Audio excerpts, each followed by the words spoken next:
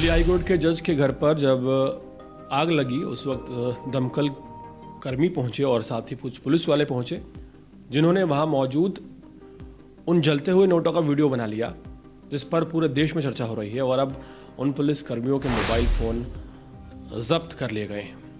देश की राजधानी दिल्ली से बड़ी खबर सामने आ रही है। दिल्ली हाईकोर्ट के जज यशवंत वर्मा के सरकारी आवास से कथित तौर पर अधजली हुई नकदी मिलने के मामले में देश भर में हलचल मची हुई है। इस घटना के बाद हाई कोर्ट के बार एसोसिएशन के वकील सुप्रीम कोर्ट पहुंचे हैं और मामले में एफआईआर दर्ज कराने की मांग कर रहे हैं। पूरे देश में चर्चाएं हो रही हैं।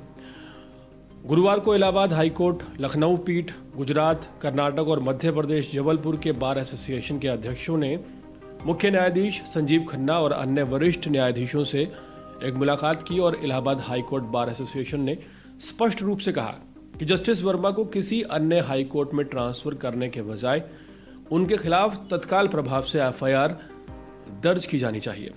जस्टिस यशवंत वर्मा के घर मिले भारी मात्रा में कैश ने न्यायिक गलियारों में हलचल मचा दी है। यह मामला होली की रात तब सामने आया जब उनके घर आग लग गई। बचाव टीम को आग बुझाने के दौरान एक कमरे में कैश का भंडार मिला। इस घटना की गूंज संसद से लेकर सुप्रीम कोर्ट तक सुनाई दी और जस्टिस वर्मा के खिलाफ एफआईआर दर्ज कराने की मांग उठ रही है। इसी बीच एक खबर सामने आई है जो हैरान कर रही है। दिल्ली हाईकोर्ट के जस्टिस यशवंत वर्मा के घर में नोट जलने के मामले में दिल्ली पुलिस ने एक बड़ी कार्रवाई की है। तुगलक रोड थाने के एसएचओ उमेश मलिक समेत 8 पुलिस कर्मियों के मोबाइल जब्त कर लिए गए हैं। जब्त किए गए फोन अब फोरेंसिक जांच के लिए भेजे जाएंगे। जिन पुलिस कर्मियों के फोन जब्त किए गए हैं उनमें जांच अधिकारी हवलदार Roopchand, sub inspector Rajnish, mobile bike patrolling team के 2 पुलिसकर्मी और 3 पीसीआर कर्मी शामिल हैं। ये सभी घटना के समय जज के घर के पास मौजूद थे।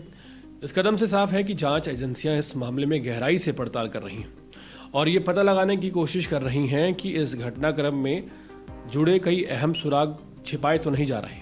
अब फॉरेंसिक रिपोर्ट की टीम आने के बाद ही ये साफ हो सकेगा कि इस मामले में आगे किस तरह की कार्रवाई होगी।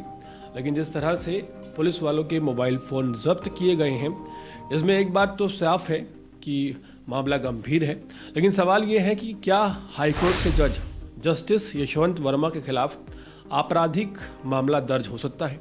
तो इसका जवाब यह है कि सुप्रीम कोर्ट ने 1991 में एक फैसला सुनाया था। इस फैसले के अनुसार अगर कोई हाई कोर्ट या सुप्रीम कोर्ट का जज अपने कार्यकाल के दौरान अपराध करता हुआ पाया जाता है तो भ्रष्टाचार निवारण अधिनियम के तहत उस पर मुकदमा चलाया जा सकता है। और इसी की मांग पूरे देश में हो रही है।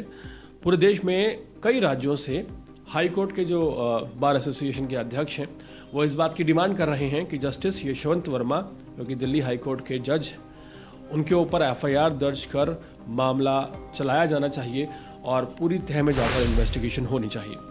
हाल फिलहाल जिस तरह से जो पुलिसकर्मी जस्टिस यशवंत वर्मा के घर पर पहुंचे थे, 8 पुलिसकर्मी बताए जा रहे हैं जिसमें इंक्लूडिंग एसएचओ हैं, उन सभी के मोबाइल फ़ोन्स जब्त कर लिए गए हैं और फॉरेंसिक रिपोर्ट की जो फॉरेंसिक टीम जो होती है वो रिपोर्ट इस आधार पर भी निकालती है कि कहीं वीडियोस से छेड़छाड़ तो नहीं की गई, कहीं वीडियोस डिलीट तो नहीं किए गए।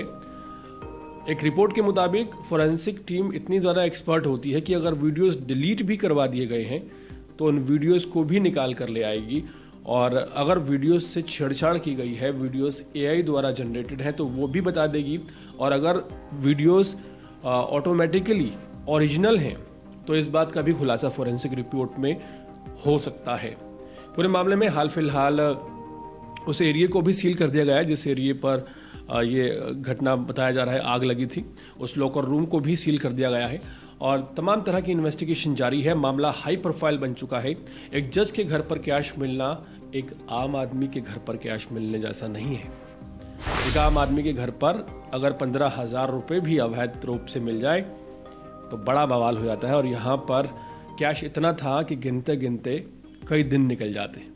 हाल फिलहाल पूरे मामले में इन्वेस्टिगेशन जारी है। क्या निष्कर्ष निकल के आता है ये आने वाला समय ही बताएगा।